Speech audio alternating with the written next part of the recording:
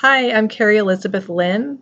I'm a licensed professional counselor, and I also have bipolar disorder myself. Today I'll be explaining the symptoms of a major depressive episode. So, a diagnosis of a depressive episode requires a few things. First, there have to be at least 5 of the following symptoms. They have to have been present during the same 2-week period, and they have to represent a change from your previous functioning. Number 1, a depressed mood most of the day, nearly every day. That can be either a subjective report by the depressed person, for example, you feel sad, empty, or hopeless, or it can be observations made by others. For example, other people might notice that you have been tearful. In children and adolescents, the mood can be irritable rather than depressed. 2, a decreased interest or loss of pleasure in all or almost all activities most of the day, nearly every day. And again, that can be either subjective report or observation by others. Those first two can be considered the core symptoms of depression, so a diagnosis requires at least one of them. Number 3, significant weight loss when you're not dieting, weight gain, or a decrease or increase in appetite nearly every day. In children, this could mean not making expected weight gains. 4, insomnia or hypersomnia nearly every day. In other words, not sleeping enough or sleeping too much. 5, psychomotor agitation or retardation nearly every day.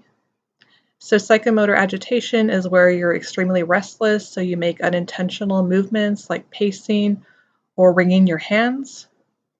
And psychomotor retardation is where your movements, thinking, and speech slow down considerably, sometimes to the point where you can barely move or speak. 6, fatigue or loss of energy nearly every day. 7, feelings of worthlessness or excessive guilt, sometimes to the point of being delusional, nearly every day. Number 8, diminished ability to think or concentrate, or indecisiveness nearly every day. And 9, recurrent thoughts of death, recurrent thoughts of suicide, either with or without a specific plan, or a suicide attempt.